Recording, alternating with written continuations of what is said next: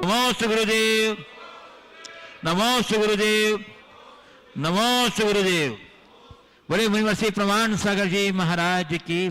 चलिए प्रथम प्रश्न के लिए मैं हाँ बंधुओं, इसके पूर्व मैं आपको बता दूं, मैंने आपको बताया कि ये मऊगंज स्थित सगुन पैलेस और अष्टभुजा कॉलेज के विशाल प्रांगण में आज का यह शंका समाधान कार्यक्रम आयोजित है। हम यह यहाँ के जो इसके अधिकारी हैं श्री रमेश पांडे जी, उनको आमंत्रित कर रहा हूँ। उन्होंने बड़ी उदारता और बड़ी भक्ति भाव के साथ हम नमो सद्गुरुदेव भगवान की जय। एक मिनट सर, इन्होंने अपना पूरा परिसर हम लोग के लिए दिया, रात्रि विश्राम के लिए, गुरुदेव के लिए और शंका समाधान के लिए। हम आपकी भावना का आदर करते हैं और इनके बारे में संक्षिप्त परिचय हमारे श्री रमेश जी इंजीनियर सतना से हैं, वो देंगे। उसके बाद मैं रमेश जी पांडे से अनुरोध करूंगा, हमारे श्री रमेश जी उनका सम्मान कराएंगे भावभीना, और प्रमोद कक्का जी उनका सम्मान करेंगे। और सम्मानोपरांत मैं पांडे जी से अनुरोध करूंगा कि अपनी भावना और अपनी जिज्ञासा प्रस्तुत करेंगे। परम पूज मुनिवर का विहार जैसे जैसे एक कस्बे से दूसरे कस्बे, एक नगर से दूसरे नगर में जाता है, तो पता नहीं ऐसा क्या है, या तो मुनिश्री का जादू है या गांव वालों की भक्ति है कि हम जिस नगर में व्यवस्था के लिए पहुंचते हैं।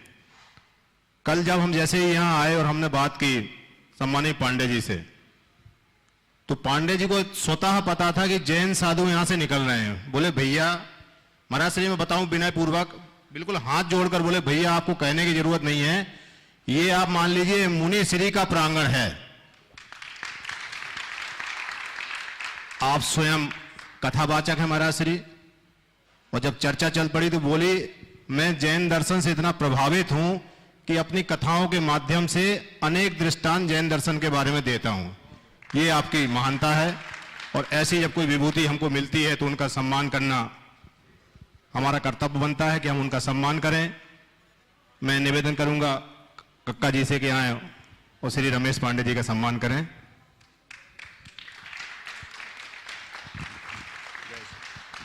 अब आप अपना प्रश्न।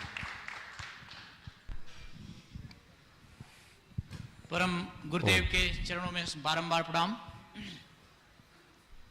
अभी हमारे भाई साहब ने जो बताया, निश्चित रूप से ये जो कुछ दिख रहा है ये सब मुनिश्री का ही आशीर्वाद का परिणाम है। हमारे सामने लगभग हर वर्ष एक मुनिश्री के दर्शन यहाँ से जो जाते हैं, तो हमारा ये सौभाग्य रहता है कि वो मुनिश्री का सेवा करने का हमें अवसर मिलता है। बहुत सुंदर।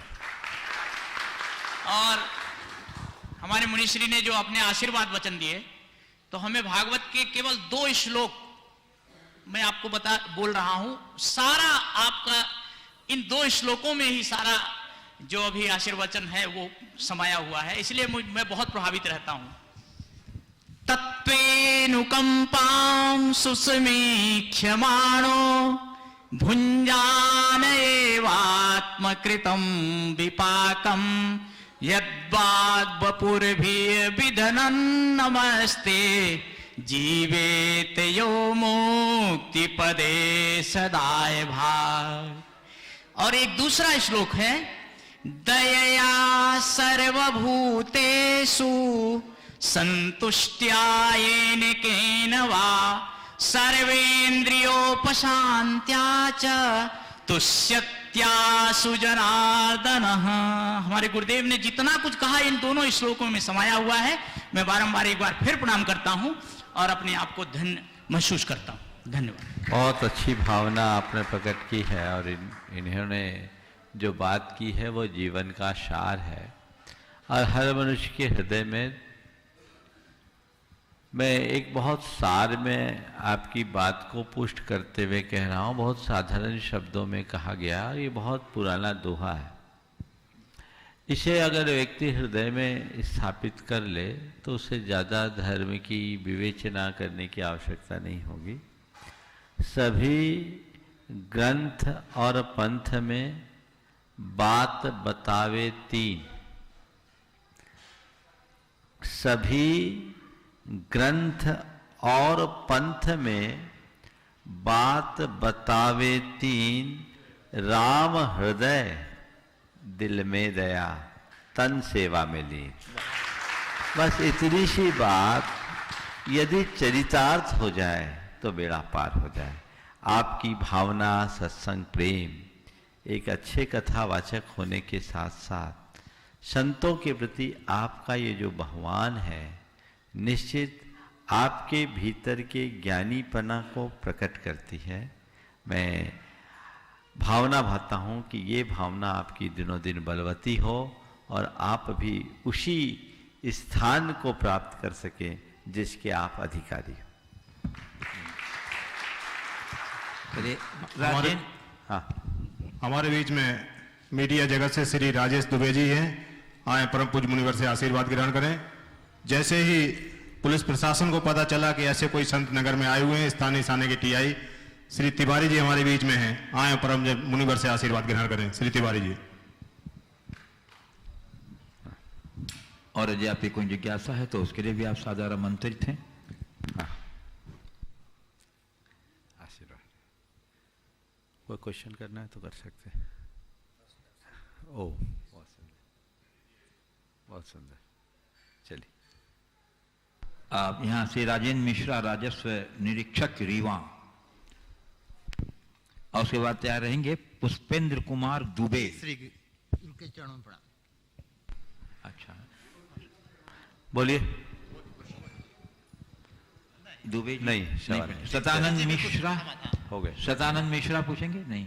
प्रिंस कुमार पांडे? नहीं। नहीं। रमेश जो हो गया। चलिए अब मैं आमंत्रित कर रहा हूँ श्री शरद सरावगी, गुणायतन ट्रस्टी कटनी, और उसके बाद तैयार रहेंगी श्रीमती रितुषा जैन, जबलपुर लक्ष्मी भंडार। गुरु जी कितनी बार नमोस्तु नमोस्तु नमोस्तु। गुरु जी अभी कुछ दिन पहले मैं एक विवाह समारोह में गया था। सरावगी परिवार का प्रोग्राम था, काफी सरावगी इकट्ठे थे और मुझे ये अनुभव किया कि काफी सरावगी धर्म से विमुक्त हो गए हैं। गुरु जी मैं एक अनुभव कर रहा हूँ कि सरावगी हमारा जो कुटुंब है वो लगभग 100 परिवार का कुटुंब है और हम लोग चूरू से बिलोंग रखते हैं, जहाँ से पे 150 वर्ष के लगभग का पुराना मंदिर हमारे दादाजी के बनाया हुआ अपनी गाथा गा रहा है और हमारी परिवार से काफी लोग धर्म से विमुक्त हो जा रहे हैं। तो ऐसा कोई संदेश आप दीजिए जो पूरे भारतवर्ष में जो सरावगी परिवार है वो धर्म से एक बार जोड़ोगे, धर्म लाभ ले। देखिए, इस विषय में मैंने अनेक बार बात की, इसकी जड़ में जाने की जरूरत है और लोगों को चाहिए कि वो अपने मूल को न भूलें। सरावगी शब्द ही श्रावक से बना है और उनके अंदर श्रावकपना होना चाहिए, श्रावक धर्म का पालन करना चाहिए। अग्रवाल समाज ने जैन धर्म की प्रभावना में महत्वपूर्ण योगदान दिया है और अग्रणी रही है। आज वो हाशिए पे आ गई है। हमें चाहिए कि हम उन सबको उनके गौरव का बोध कराएं और वापस उन्हें धर्म की मुख्य धारा से जोड़ें। श्रीमती रितुषा जैन, जबलपुर लक्ष्मी भंडार, गुणायतन ट्रस्टी, और उसके बाद तैयार रहेंगी डॉक्टर आराधना जैन, सतना। महाराज श्री के चरणों में बारंबार नमोस्तु नमोस्तु नमोस्तु। महाराज श्री मेरी शंका यह है कि महाराज श्री हमारे जैन धर्म की परंपरा में हम हमेशा पंच परमेष्ठियों को पूजते हैं महाराज श्री, और इन सभी पंच परमेष्ठियों में सारी भव्य आत्माएं पुरुष ही होती हैं। तो महाराज श्री हम ये पूछना चाह रहे हैं कि इनमें हम महिलाओं को स्थान क्यों नहीं मिला, जबकि सनातन धर्म में देवी देवताओं दोनों को पूजा जाता है। देखिए, हमारे यहाँ ऐसा नहीं है कि स्त्रियों को कोई सम्मान नहीं मिला है। स्त्रियों को बहुत सम्मान मिला। हमारे यहाँ 16 सतियों की चर्चा ऐसे आधारहीन नहीं है। जहाँ तक पंचपरमेष्ठी की बात है, हम उन्हें पुरुष रूप में देखते हैं, पर वे पुरुष नहीं है, वे स्त्री पुरुष से ऊपर उठ गए। मुक्ति न स्त्री को मिलती है न पुरुष को मिलती है। मुक्ति तो उसे मिलती है जो अपने आत्मा में डूब जाता है, वीतरागिता को प्राप्त कर लेता है। इसलिए तो केवल ऊपर का चोला है, हमें उसे उस तरीके से देखना चाहिए। जैसे जैसे चेतना का क्रमिक विकास होता है, हमारी आत्मा की योग्यता और पात्रता भी विकसित होते जाती है। हमें न तो किसी को स्त्री समझना चाहिए, न ही किसी को पुरुष और नपुंसक। हर साधक को और हर धर्मी को ये समझना चाहिए कि मैं एक आत्मा हूँ और संसार के हर प्राणी में वही आत्मा है, सब आत्मा है और आत्मा में परमात्मा होने की योग्यता है। यदि ये दृष्टि और दिशा हमारे मन में होगी तो हमें कहीं कठिनाई नहीं होगी। इन सब बातों में उलझने से कोई सार नहीं है। पंच परमेष्टि में कोई महिलाएं नहीं है, इसका मतलब ये नहीं कि महिलाएं आगे चल कर के पंच परमेष्टि का स्थान नहीं पा सकती, अवश्य पा सकती। डॉक्टर आराधना जैन सतना, उसके बाद तैयार रहेंगे सिद्ध जैन दीप सतना। कंप्यूटराइज्ड माइंड प्रमाण सागर जी एवं अरह सागर जी के चरणों में त्रैबार नमोस्तु नमोस्तु नमोस्तु। महाराज श्री, जब हम मन से जीते हैं तो बहुत खुश रहते हैं, मगर जब हम मन में रख कर जीते हैं तो दुखी हो जाते हैं। तो ऐसा हम क्या करें कि निर्विकल्प मन से जिए और खुश रहें? मन से जीते तो खुश रहते हैं, मन में रख कर जीते हैं तो दुखी हो जाते हैं। ऐसा क्या करें कि हम निर्विकल्प मन रख कर खुश रखें।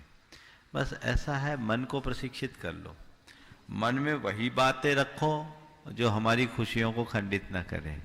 जो बातें हमारी खुशी की को खंडित करते हैं उन्हें हम बाहर करना शुरू कर दें। हम मन से भी खुश रह सकेंगे, हर पल आनंद ले सकेंगे। सिद्ध जैन दीप, और उसके बाद तैयार रहेंगे गुणांतरण ट्रस्टी श्री मुकेश कीर्ति एवं पुत्र मृणाल जैन, मेट्रो दिल्ली। दोनों महाराज जी के चरणों में बारंबार नमोस्तु। महाराज जी, जब आप बिहार में चलते हैं तो सामने कोई पत्थर आता है तो आप उसे छोड़ के किनारे से निकल जाते हैं, लेकिन हमारे जीवन में कोई पत्थर आता है तो हम उससे उलझने लगते हैं और उससे लड़ने लगते हैं, उसमें हमारा समय बर्बाद हो जाता है और हम सक्सेस तक जा नहीं पाते हैं।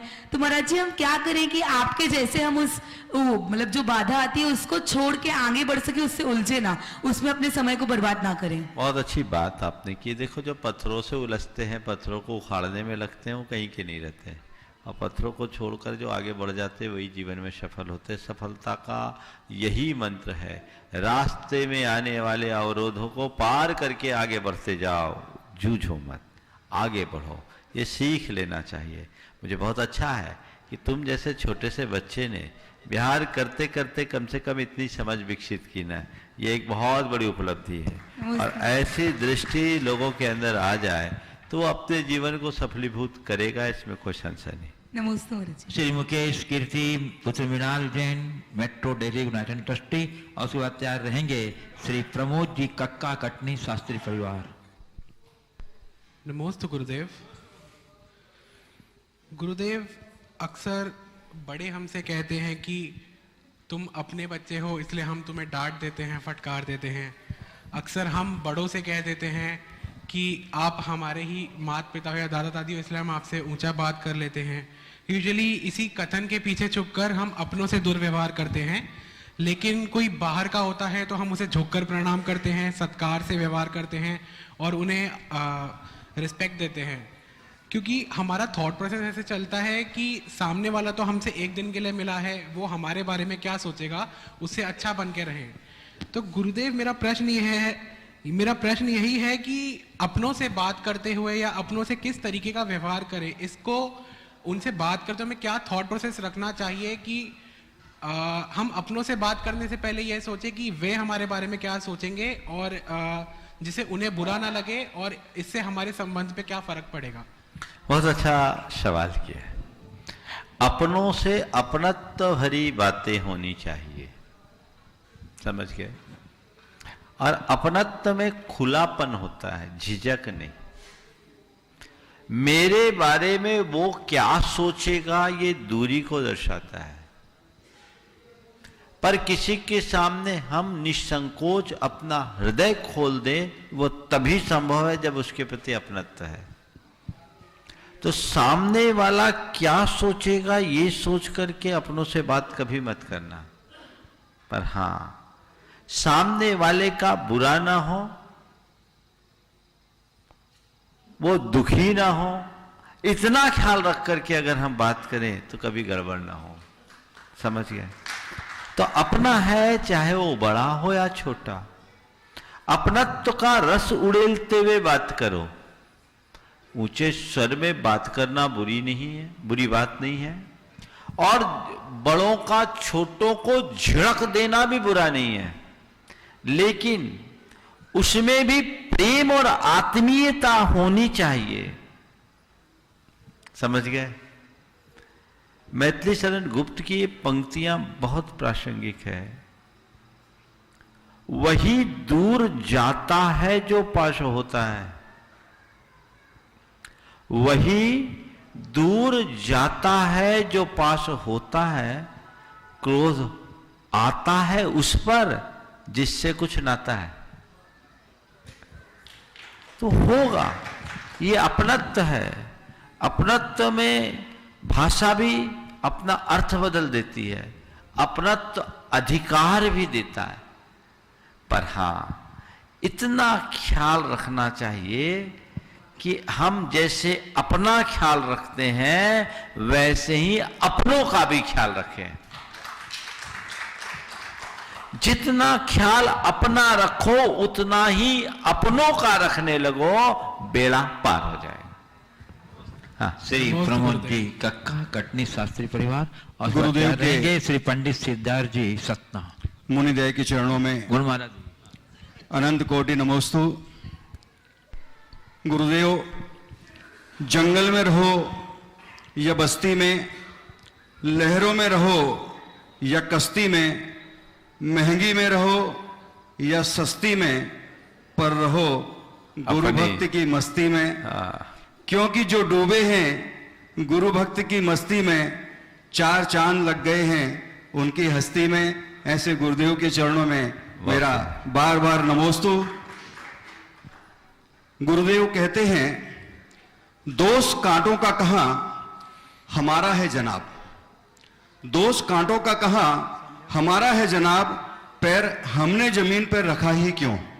हे गुरुदेव, इस कलिकाल में जब कषायों की इतनी तीव्रता है, ऐसे कांटे भरे कलिकाल में हमने जन्म लिया है। हे गुरुदेव, कैसे पैर रखे जमीन पे कि इन कांटों की चुभन का एहसास न हो। देखिए, बात बिल्कुल सही है। कांटे तो है सड़क पर, 2 रास्ते हैं। या तो अपने पैरों में चरण पादुका रख लो, कांटों पर चलोगे भी तो चुभेंगे नहीं, या आंखें इतनी गड़ा करके देख रखो कि कांटों पर पैर न पड़े। इसके अलावा और कोई रास्ता नहीं है।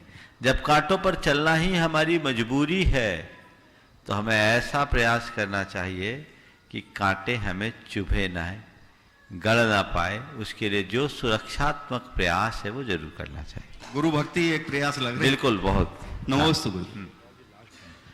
पंडित सिद्धार्थ जी एवं श्रीमती गुणमाला जी कटनी सतना।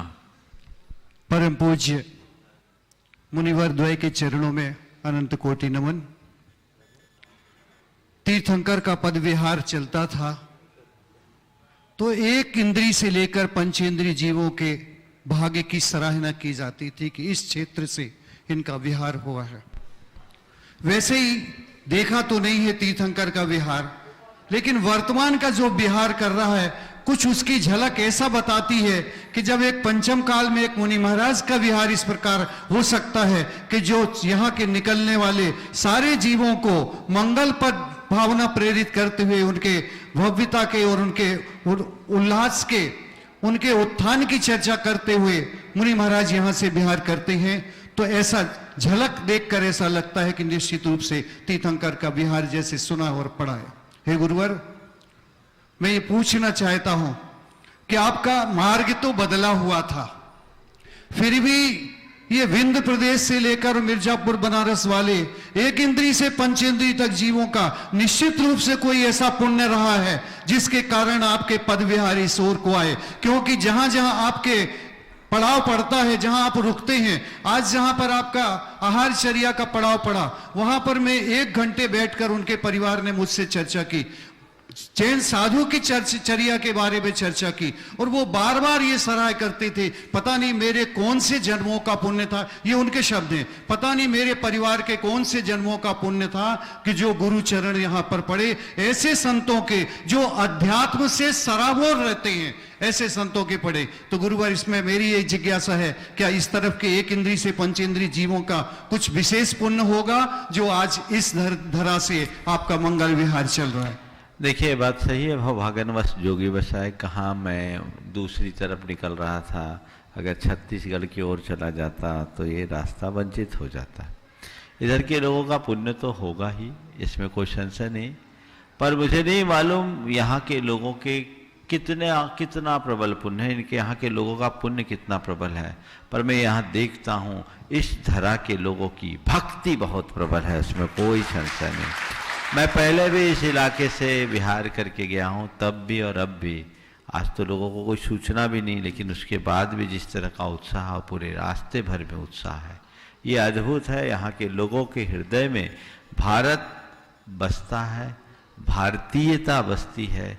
इन सब के हृदय में संतों के प्रति प्रगाढ़ अनुराग है, धर्म की भावना है, जीवन के कल्याण का ये श्रेष्ठ माध्यम है। ऐसा प्रयास हम सबको करना चाहिए। और मैं यही भावना भाता हूँ कि इस बिंद की धरा में जो भावना आज देख रहा हूँ, कल वो और बलवान हो, फलवती होते रहे, बल बढ़ती रहे, बढ़ती रहे। नमोस्तु गुरु, नमोस्तु गुरु। टीआई साहब प्रश्न कुछ करेंगे क्या? टीआई साहब को वो माइक दीजिए। और पत्रकार जी हैं, यदि वो भी आप कुछ प्रश्न है तो पूज्य संत स्वामी जी को नमोस्तु। हाँ बोलिए।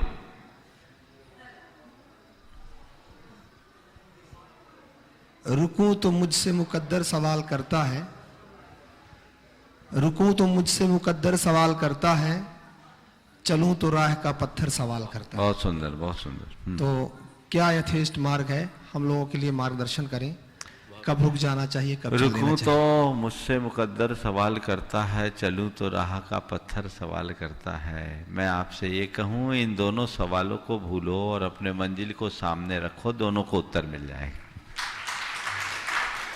हाँ। पत्रकार जी, कुछ जिज्ञासा आपकी है? पत्रकारों को तो जिज्ञासा बहुत रहती है।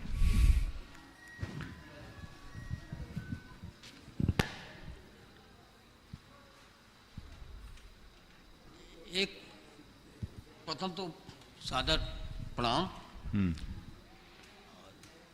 ये जो मानव तन मिला है, उसकी सार्थकता सही मायने में किस तरह से? मानव तन की सार्थकता मानवता को पाने में। यदि हमने मनुष्य की आकृति में जन्म लिया है, तो हमारे भीतर मनुष्य की प्रकृति आनी चाहिए। प्रकृति ने हमें मनुष्य बनाया, तो पुरुषार्थ से हम मनुष्यता को पाए। धर्म का यही सार है। यदि इसे हमने अपना लिया, जीवन का उद्धार होगा। सोमदेव शर्मा जयपुर राजस्थान से है, कह रहे हैं कि लोग कहते हैं तुम बहुत टॉकेटिव हो। लोग कहते हैं तुम बहुत टॉकेटिव हो। टॉकेटिव बातूनी हो। हाँ, तो गुरुदेव, क्या बातें करना गलत है? मैं अपने आदत पर रोक नहीं लगा पाता हूँ। गुरुदेव कृपया मार्गदर्शन दें कि बात करने की वह कला क्या है जिसे लोग मुझे गलत न समझें। देखिए, बात करना अच्छी बात है, लेकिन जरूरत से ज़्यादा बात करना अच्छी बात नहीं है। हमें वही और उतना ही कहना और बात करना चाहिए जितना कि प्रासंगिक है। अवसर के अभाव में कही गई अच्छी बात भी अच्छी नहीं लगती। इसलिए वाक चातुर्य होना और बातूनी होना, इन दोनों में बड़ा अंतर है। जो लोग ज़्यादा बातें करते हैं, लोग उनसे अपना पिंड छुड़ाना चाहते हैं। हमें समय के अनुरूप और प्रसंगानुरूप बात करनी चाहिए। और आपने पूछा है कि ज़रूरत से ज़्यादा बात करने की आदत से हम अपने आप को कैसे बचाएं। बार बार एक वाक्य दोहराओ, मुझे कम बोलना है, धीमा बोलना है, मीठा बोलना है। कम बोलना है, धीमा बोलना है, मीठा बोलना है। कम बोलना है, धीमा बोलना है, मीठा बोलना है। ये धुन आप बार बार दोहराओ, आपके सबकॉन्शियस माइंड में ये बात अंकित होगी। और जब कभी भी आप बात करने की स्थिति में होंगे, आपका अंतर्मन आपको रोकेगा और कहेगा मुझे कम बोलना है, सीमित बोलना है, सार्थक बोलना है। ये भी आप दोहरा सकते हैं।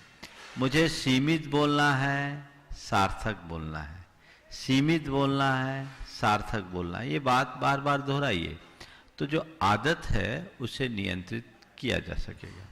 पूज्य गुरुदेव, रीठी कटनी मध्य प्रदेश से कुमारी मयूरी जैन कह रही हैं, शिक्षा से पहले संस्कार का, व्यापार से पहले व्यवहार का और भगवान से पहले माता पिता का क्या महत्व है, तथा इनसे परे वे कौन हैं और क्या हैं जो हमारे जीवन के समग्र विकास में परम महत्व के हैं। देखिए, शिक्षा के पहले संस्कार, व्यापार से पहले व्यवहार और भगवान से पहले माता पिता का क्या स्थान है। देखिए, शिक्षा अच्छी चीज है, पर बिना संस्कार की शिक्षा अर्थहीन है।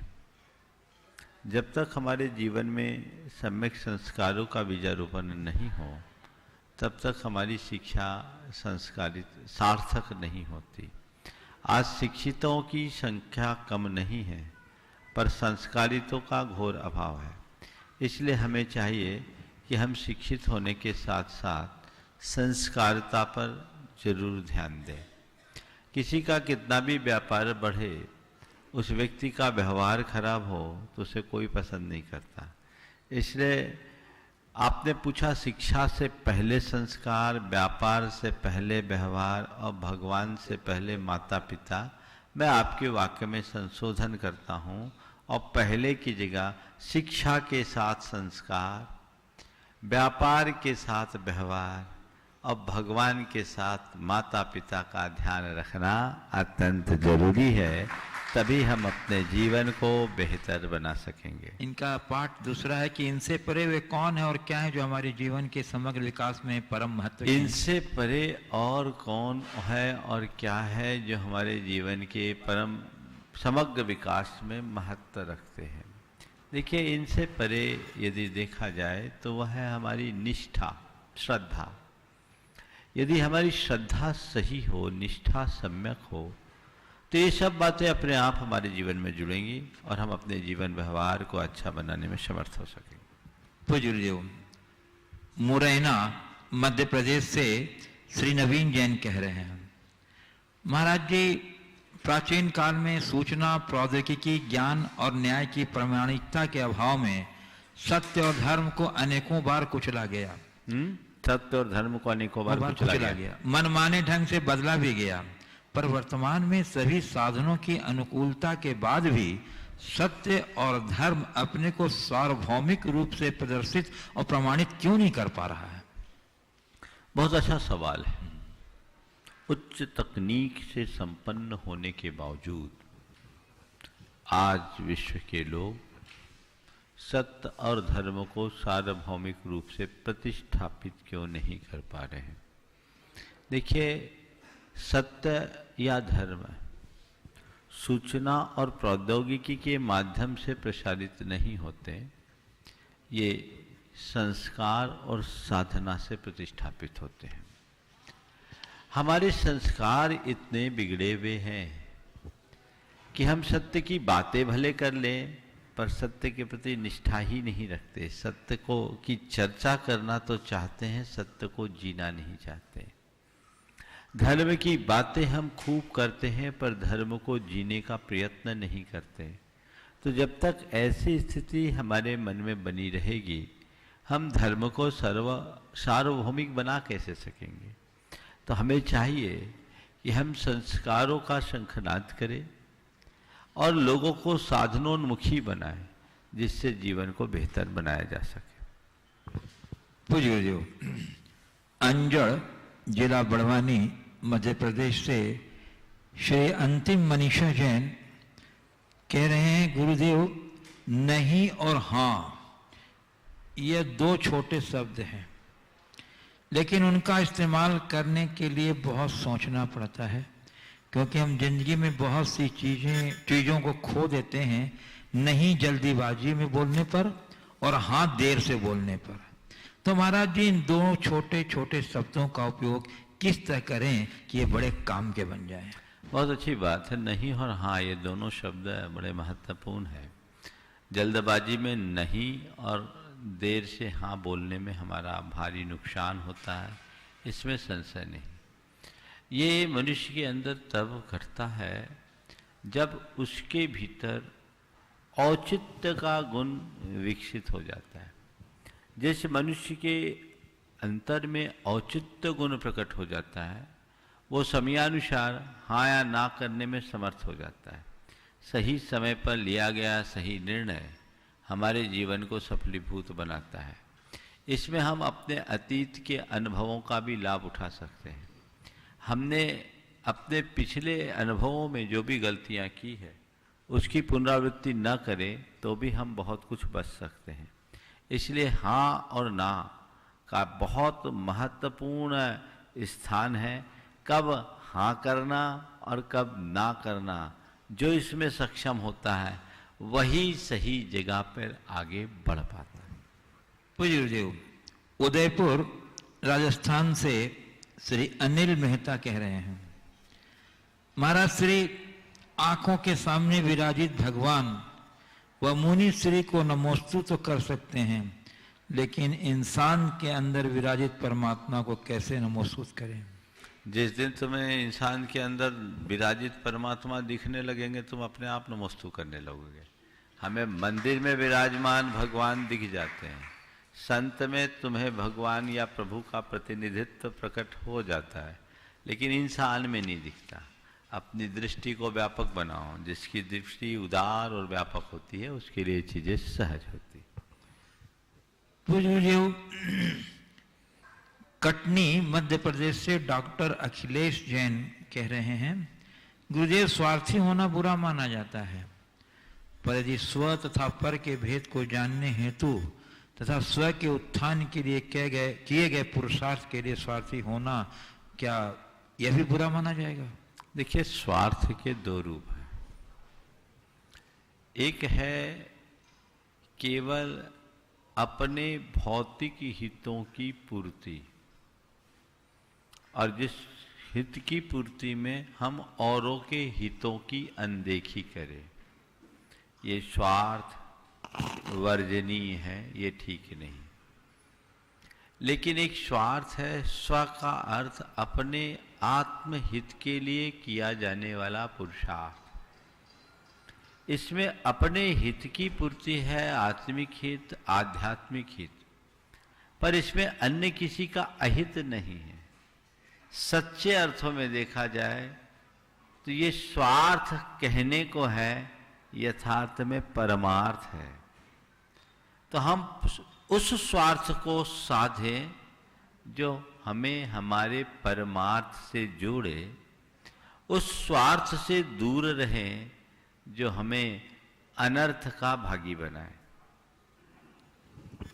पूज्य गुरुदेव, बिनौली बागपत उत्तर प्रदेश से श्री नितिन जैन कह रहे हैं, महाराज श्री किसी ने क्या खूब कहा है कि परिवार को मालिक बनकर नहीं बल्कि माली बनकर संभालो। जो ध्यान तो सबका रखता हो पर अधिकार किसी पर नहीं जताता हो। ध्यान तो सबका रखता हो पर अधिकार किसी पर न जताता हो। बहुत सुंदर। तो महाराज श्री एक मालिक के अंदर मालिक की भांति भाव उत्पन्न हो जाए, इसके लिए मालिक को क्या करना चाहिए? बहुत सुंदर बात। परिवार को मालिक की तरह नहीं, माली की तरह रखो। जो ध्यान सबका रखे पर अधिकार किसी पर न जताए। आपने पूछा है कि माली जैसा कैसे बने? बस कुछ नहीं करना है, मिल्कियत का अहंकार छोड़ दो, अपने आप माली बन जाओगे। जब तक मनुष्य के अंदर आधिपत्य का भाव होगा, अहंकार बना रहेगा, और वो अहंकार पूर्ण स्थिति में वो कभी अपने आप को माली मानने की भूमिका में नहीं जी सकेगा। तो माली माने बहुत अच्छा वाक्य है, जिसका भी ये वाक्य है। हमें बिल्कुल ऐसा ही सोच करके चलना चाहिए और ये मानना चाहिए हम तो निमित्त मात्र हैं, बाकी तो सब है। इतनी सी सोच यदि अंतर मन में विकसित हो जाए तो बेड़ा पार हो जाए। पूज्य गुरुदेव, गोपालगंज सागर मध्य प्रदेश से श्री राजेश जैन आरआई कह रहे हैं, गुरुदेव शर्म और बेशर्म, शर्म और बेशर्म ऐसी दो बातें हैं जिन्हें यदि कोई कार्य नहीं करना है तो कह देते हैं शर्म आ रही है, और यदि कोई कार्य करना है तो कह देते हैं बेशर्मी से कर लिया। तो गिरवर, ये दोनों बातें अच्छी हैं या खराब हैं? इनमें से हमें किसे अपनाना चाहिए? देखिए, दोनों चीजें अपनी अपनी जगह अच्छी भी हैं और बुरी भी हैं। जहाँ तक शर्म का सवाल है, हमें पाप कार्यों के प्रति शर्म और संकोच रखना चाहिए। शर्म या लज्जा एक गुण है, एक ऐसा मानसिक संकोच जो हमें अकार्य से रोकता है। ऐसे व्यक्ति के लिए कई बार हम लोग कहते हैं उसकी आँख का पानी ही सूख गया, उसके जीवन में कोई पानी नहीं है, यानी लज्जा नहीं है।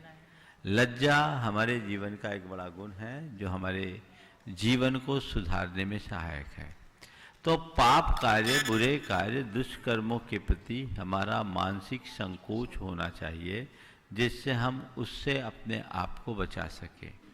लेकिन अच्छे कार्यों में हमें किसी भी प्रकार का संकोच नहीं करना चाहिए। अच्छे कार्य में किया गया संकोच हमें पीछे धकेलता है और बुरे कार्य में रखा जाने वाला संकोच हमें संभालता है।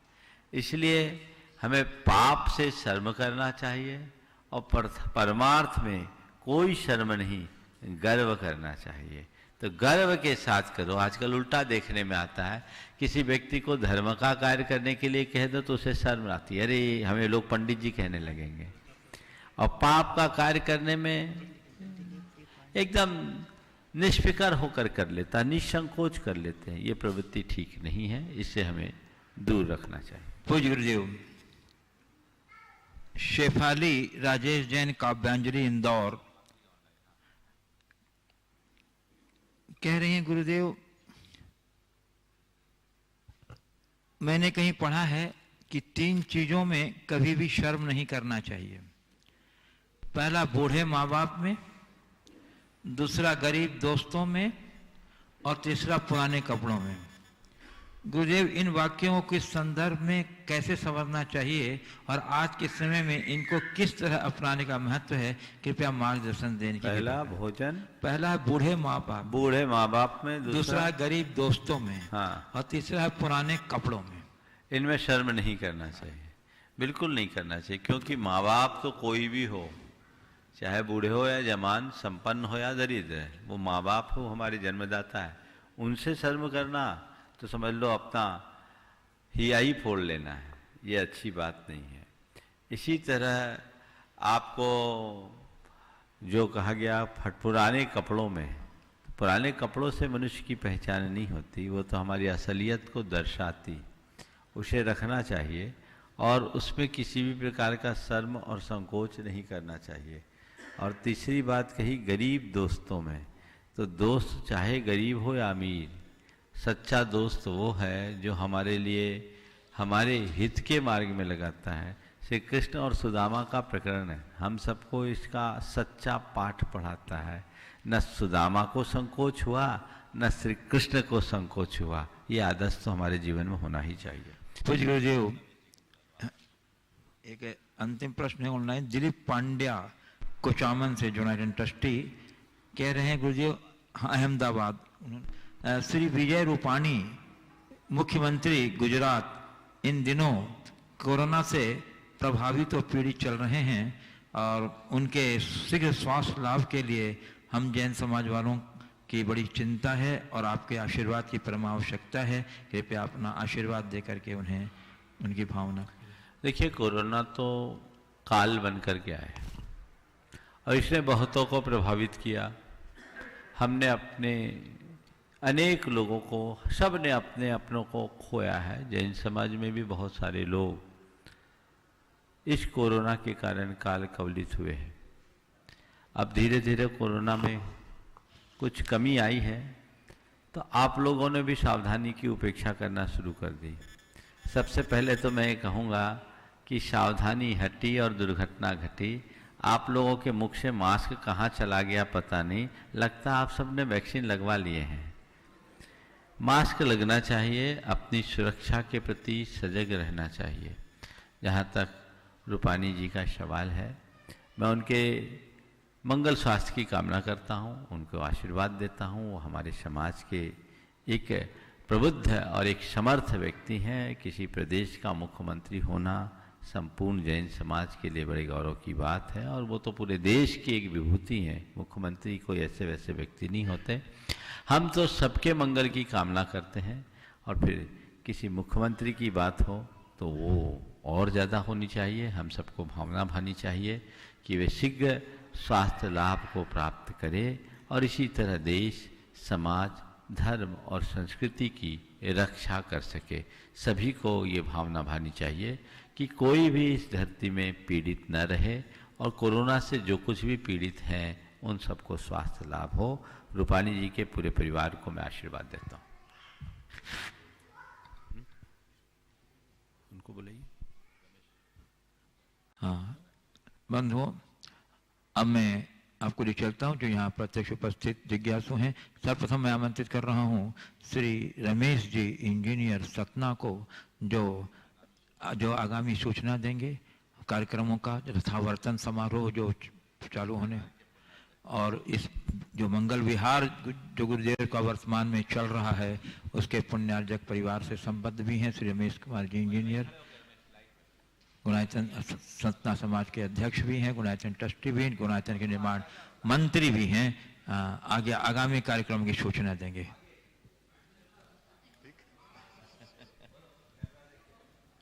बोले परम पूज्य मुनि श्री प्रमाण सागर जी महाराज की, परम पूज्य मुनि श्री अरय सागर जी महाराज की। जैसे जैसे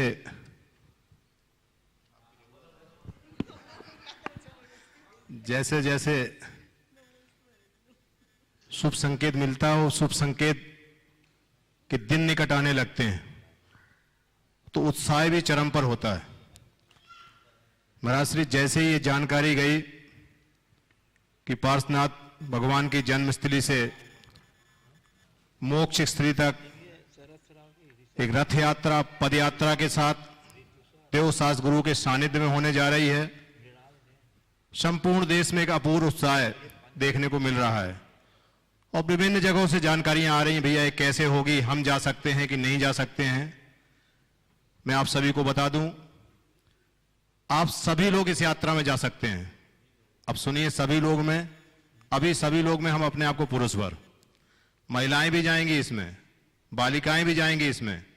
जब शुभारंभ होगा यात्रा का, महिलाओं बालिकाओं के लिए एक थोड़ी सी बंदिश है शुरुआत में कि वो अपने परिवार के साथ जाएं और जैसे ही हमारी यात्रा अंतिम लक्ष्य की ओर होगी, अंतिम सप्ताह में होगी, शायद ये बाध्यता आपके लिए खत्म हो जाएगी परम पूज्य गुरुवर के आशीर्वाद से, मुनिश्री के आशीर्वाद से, और फिर सभी लोग इस यात्रा में शामिल होंगे। इस यात्रा की सारी जानकारी प्रमाणिक ऐप पर दी गई है, प्रमाणिक.net में, प्रमाणसागर.net में भी दी गई है। और अगर यहां भी अगर आपको कोई तकलीफ आ रही है तो पारस चैनल, जिनवाणी चैनल में जो नंबर चलते हैं उन नंबरों पे आप संपर्क करें, गुणायतन के नंबर हैं, वहां से आपको सारी जानकारी मिल जाएगी। आपकी सारी व्यवस्थाएं उस जानकारी के माध्यम से हमारे पास आएंगी। सिर्फ निवेदन इतना है कि आपको जानकारी देना पड़ेगी। जब तक आपकी जानकारी नहीं जाएगी, आपका फॉर्म फिलअप नहीं होगा, तब तक हम आपको उस यात्रा में शामिल करने में अपने आप को असमर्थ महसूस करेंगे। क्योंकि जब आपकी जानकारी आएगी तो आपकी जानकारी के अनुसार ही हम आपकी व्यवस्थाएं उस यात्रा के लिए बनाएंगे। तो मेरा सिर्फ निवेदन इतना है कि आप लोग शीघ्रता से उस फॉर्म को भर दें, सारी जानकारी वहां पर दे दें, ताकि हम आपकी व्यवस्था के अनुरूप आपकी संख्या के आधार पर वो सारी व्यवस्थाएं जुटा सकें। व्यवस्थाएं हमारी बिल्कुल दुरुस्त हैं। सारी आवास की व्यवस्था है, भोजन की व्यवस्था है, दैनिक क्रियाओं की व्यवस्था है, और तो और पूजन, क्योंकि हमारे साथ देव शास्त्र गुरु सब चल रहे हैं, पूजन अभिषेक सब करने का आपको सुअवसर मिलेगा। मैं आपसे एक बार पुनः निवेदन करता हूं कि सभी लोग अपने भाव बना लें और शीघ्रता से वो जानकारी प्रमाणिक ऐप के माध्यम से, प्रमाणसागर.net के माध्यम से पूरी कर दें, ताकि हम आपकी व्यवस्था यथोचित बना सकें। बोलिए परम पूज्य मुनि श्री प्रमाण सागर जी महाराज की जय। पूज्य जी, मैं चाहता हूं कि इस आगामी महोत्सव और कार्यक्रम के लिए आपकी प्रेरणा लोगों को मिले तो बहुत लाभकारी होगा। देखिए, अब प्रेरणा देने की जरूरत नहीं है, अब तो काम करने की जरूरत है। सूचनाएं आप सबको दे दी गई है और नित्य दी जा रही है और पूरे देश भर के लोगों का बहुत अच्छा उत्साह दिख रहा है। ये आप सबके जीवन का पहला अवसर, जब हम तीर्थ भूमि से महातीर्थ की वंदना करने जा रहे हैं, और यात्रा नहीं पद यात्रा, और पद यात्रा ही नहीं महापद यात्रा, जो जन्मभूमि से निर्वाण भूमि की होगी, और वह भी रथ यात्रा के साथ होने वाली है। ये कोई साधारण अवसर नहीं है। हमें चाहिए कि ऐसे अवसर का हम लाभ उठाएं, और जिन्हें भी इस पूरे के पूरे महोत्सव में अपनी सहभागिता देनी है, अपनी समय और सुविधा के अनुरूप समय पर अपनी सूचनाएं दें, ताकि यहाँ जो उसकी व्यवस्था करने वाले लोग हैं वो आपकी सुव्यवस्था कर सके। वाराणसी से ये सारा कार्यक्रम होगा, और इस कार्यक्रम को लगभग 4 सप्ताह का ये कार्यक्रम है। कोशिश कीजिए हम 4 सप्ताह तक रहें, पूरी यात्रा कर सके, और पूरी नहीं हो सके तो जितना समय इसमें निकाल सके निकाले। ये जीवन का अमूल्य क्षण है। जो बार बार कहा जाता है कि महिलाओं को इसमें अभी अनुमति नहीं है, वो केवल व्यवस्था की दृष्टि से। भावनात्मक रूप से आप सब जुड़ेंगे, और ऐसी व्यवस्था भी आपको रहेगी कि घर बैठे आप यात्रा का बहुत कुछ आनंद लेंगे, और आखिरी में तो आपको पूरा आनंद मिल ही जाएगा। शुरुआत में भी वाराणसी में आप आ सकते हैं और कार्यक्रम की शुरुआत करा दो। आदि अंत हो गया तो बीच तो अपने आप हो ही जाता है, उसमें कोई निषेध वाली बात नहीं है। पर ये सारी चीज़ें चूँकि व्यवस्थाओं को देखते हुए ही कर रहे हैं। अगर व्यवस्था अच्छी बन जाएगी तो हो सकता है बीच में आप लोगों को अवसर मिल जाए, लेकिन अभी तो शुरू और अंत की जो व्यवस्था है उसका आप सबको ध्यान रखना है, और ऐसे अवसर को अपने जीवन का अमूल्य अवसर बनाकर हम सबको लाभ उठाना है। मैं आमंत्रित कर रहा हूं श्री राजेश जैन सतना उपाध्यक्ष गौशाला को, जो अपनी प्रश्न भी रखेंगे, कुछ जानकारी भी देंगे। उसके बाद तैयार रहेंगे श्री ऋषभ सुमन जैन मिर्जापुर संरक्षक गुणायतन। पूज्य महाराज जी को नमोस्तु नमोस्तु नमोस्तु। पूज्य महाराज जी, जब आप सतना में थे तो आपके द्वारा संत भवन का आशीर्वाद दिया गया था, आधारशिला रखी गई थी संत भवन की। कहाँ? गौशाला सतना में। तो उस समय महाराज जी 7 कमरों की घोषणा हो गई थी, और अभी 8वें कमरे की घोषणा की गई है। उनका श्री स्वर्गीय डॉक्टर रामचंद्र जी जैन, धर्मपत्नी श्रीमती पुष्पा जैन, पुत्र प्रदीप जैन, इंजीनियर संदीप जैन और नाती अमन जैन के द्वारा। महाराज जी, आपका आशीर्वाद चाहिए उनको। ओ, सवाल भी है? चलो, बहुत बढ़िया, आशीर्वाद। चलिए, श्री ऋषभ सुमन जी जैन मिर्जापुर उत्तर प्रदेश गुणायतन के संरक्षक, और उसके बाद ये जो मऊगंज स्थित सगुन पैलेस जहाँ से संघ का संविधान कार्यक्रम चल रहा है, यहाँ उपस्थित स्थानीय बंधुओं को मैं आमंत्रित करूंगा। गुरुदेव के पावन चरणों में बारंबार नमोस्तु नमोस्तु नमोस्तु। गुरुदेव, कल किसान खेत और खलियान की बात हुई थी। आपने कहा था कि हमारे अन्नदाता हैं, तो अन्नदाता के साथ ही साथ गुरुदेव ये हमारे दुग्धदाता भी हैं। ये किसान भाई हमारे दुग्धदाता भी हैं। दुग्धदाता? दुग्धदाता जी गुरुदेव। पूरे हिंदुस्तान में, पूरे इंडिया में जितना भी दुग्ध का उत्पादन होता है वो 80% कृषि क्षेत्र से ही होता है। 80% दूध का उत्पादन कृषि माने खेत खलियान वाले लोग ही करते हैं। शहरों में इनका उत्पादन मात्र 15 से 20% होता है। तो गुरुदेव, ये लोग, इनका जो आश्रय बना हुआ है इन गायों के ऊपर या मवेशियों के ऊपर, उनकी उचित देखभाल के लिए गवर्नमेंट की ऐसी कोई भी पॉलिसी, संगठित पॉलिसी माने एक संगठित इनका न तो काम हो पा रहा है, न तो कोई इनको मदद मिले। आपका भाव बहुत अच्छा है जी, पर ये शंका समाधान का विषय नहीं है। मैं गवर्नमेंट को क्या सलाह दूं? जी, सरकार को चाहिए कि सही नीति और सही रीति अपना करके चीजों को आगे बढ़ाए। नमोस्तु गुरुवर। गुरुवर के चरणों में सत सत वंदन। सत गुरुदेव, इस समय आपका एरिया समिति के साथ बिहार एवं भाव विशुद्धि के साथ आहार चल रहा है, और बहुत सारे लोग आपका आहार विहार करवा भी रहे हैं। तो गुरुदेव, जो सभी लोग चल रहे हैं उनको कैसा आहार विहार करना चाहिए एवं उनको किन किन मर्यादाओं के अंदर रहकर अपना ये सब काम करना? जो बिहार कर रहे हैं उनको कैसा रखना चाहिए अभी संक्षेप में बता रहा हूँ। कुछ दिन बाद और बताऊंगा, जब ये महाबिहार में परिवर्तित होगा उस समय बताऊंगा। बस मैं इतना ही कह रहा हूँ कि उनके आचरण में दिखना चाहिए कि वो गुरु के साथ विहार कर रहे हैं। बस एक पंक्ति में सारी बातें आ जाती है, और यदि ऐसा वो करेंगे तो निश्चित अपने जीवन को सफल बना सकें। नमोस्तु गुरुवर, नमोस्तु नमोस्तु। यहाँ उपस्थित हैं करदम ऋषि, सेवानिवृत्त कर्मचारी, और उसके बाद यहाँ रहेंगे DN सिंह, सेवानिवृत्त शिक्षा अधिकारी मऊगंज। गुरुवर को प्रणाम। जीवन जीने का सरल मार्ग क्या है? जीवन जीने का सरल मार्ग क्या है? कुटिलता को छोड़ दो, जीवन अपने आप सरल होगा। हमारे जीवन में जो कुटिलता है, कृत्रिमता है, उसने हमारे जीवन को जटिल बना दिया। अगर हमने कुटिलता और कृत्रिमता को खो दिया, हमारे जीवन में अपने आप सहजता आएगी। तो मैं आप सबसे ये कहूँगा, अगर जीवन को जीना है और जीना ही नहीं, जीवन का वाकई में रस लेना है, तो 4 बातें ध्यान रखो। 4 बातें ध्यान रखो। जो घटे सहज स्वीकार करो। पहली बात, सुख हो दुख हो, संयोग हो वियोग हो, अच्छा हो बुरा हो, हानि हो लाभ हो, स्वीकार करो। समझ गए? दूसरी बात, जो हो उसका सत्कार करो। सुख का भी सत्कार करो और दुख का भी सत्कार करो, और सुधार करो।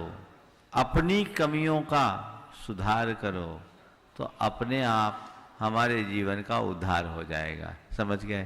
तो ये 4 बातें याद रखो, स्वीकार, सत्कार, सुधार तो उद्धार। DN सिंह, सेवानिवृत्त शिक्षा अधिकारी मऊगंज। आज के बाद हैं दीनानाथ उपाध्याय, कृषि विस्तार अधिकारी।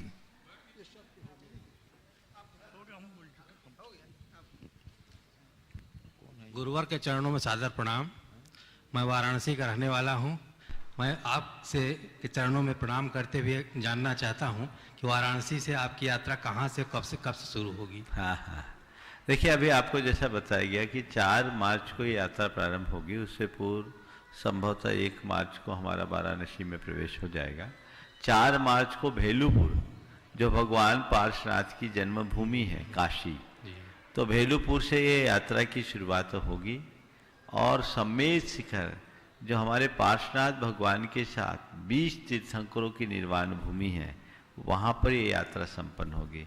ये संपूर्ण यात्रा 380 किलोमीटर की है, जिसमें सभी लोग पद यात्रा करते हुए इसका आनंद लेंगे। चरणों में प्रणाम स्वीकार करें। दीनानाथ जी आप ही हैं? अच्छा, इसके बाद है मुद्रिका प्रसाद त्रिपाठी, भारती। जगत पिता के सब नर नारी, सबसे सीताराम हमारी। सबको प्रणाम वंदन। आत्मत सर्वभूतेश के स्वरूप में सब परम पिता की संतान हैं। महाराज जी, तात स्वर्ग अपवर्ग सुख, तात स्वर्ग अपवर्ग सुख, धरी तुला एक अंग, तुलनता ही सकल मिल, जो सुख लब सत्संग। इस सत्संग में आने का कृपा हुई परमात्मा की कृपा से, ये घड़ी धन्य है।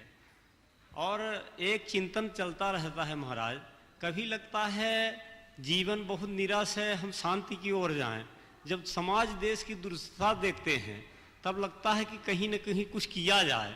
जो ये भ्रष्ट असुरता है, अशिष्ट व्यवहार है, मानवता खत्म हो रही है, धर्म जाति के नाम पर झगड़े हो रहे हैं। और हम चूंकि पेशे से शिक्षक हैं, हम पढ़ते हैं अहिंसा परमो धर्म, जहाँ दया तहाँ धर्म है, धर्म न दूसर सत्य समाना। पर ये आज इतने मतांतर, इतने धार्मिक त्यागी तपस्वियों का देश रहते हुए ये अनाचार आदि की स्थिति क्यों मची हुई है, समझ में नहीं आ रहा महाराज जी। देखिए, ये तो कलयुग है और ऐसा होगा जी। जब हम देखते हैं तो त्रेता युग और द्वापर युग में भी इस तरह की विडंबनाएं थी, अभी अधिक है। आपका कहना है कि कभी कभी तो मन अपने आध्यात्मिक दिशा की ओर बढ़ता है, लेकिन कभी होता है कि कुछ किया जाए। अगर होता है तो कुछ बुरा नहीं है, जो हो जाए सो कर लो, कर्तापन को छोड़कर। ये समझ करके चलो कि इस धरती पे हमेशा अच्छाइयाँ रही है और बुराइयाँ भी रही है, और बुराइयों के अंत करने के लिए किसी ऐसे महापुरुष का आविर्भाव हुआ जिन्होंने अच्छाई के बल पर बुराई का अंत किया। अब हम आप जैसे साधारण प्राणी उन महापुरुषों के श्रेणी के भले ना हो, पर हर प्राणी इस संसार में अच्छा करने में कुछ निमित्त तो बन सकता है। और यदि हम आप कहीं से कोई निमित्त बनते हैं तो हमें करना चाहिए, और ये मान करके चलना चाहिए कि शायद हमारा जन्म इसी निमित्त से हुआ है। हम निमित्त है, करता नहीं। कर्तृत्व के अहंकार से मुक्त होकर के काम करेंगे तो हम जीवन को निश्चित सफल बना सकेंगे। इस प्रकार आज के इस सत्र को परम पूज्य गुरुदेव के चरणों में नमन अर्पित करते हुए मैं यहीं पर विराम लूंगा। बोलिए परम पूज्य आचार्य गुरुवर श्री विद्यासागर जी महाराज की।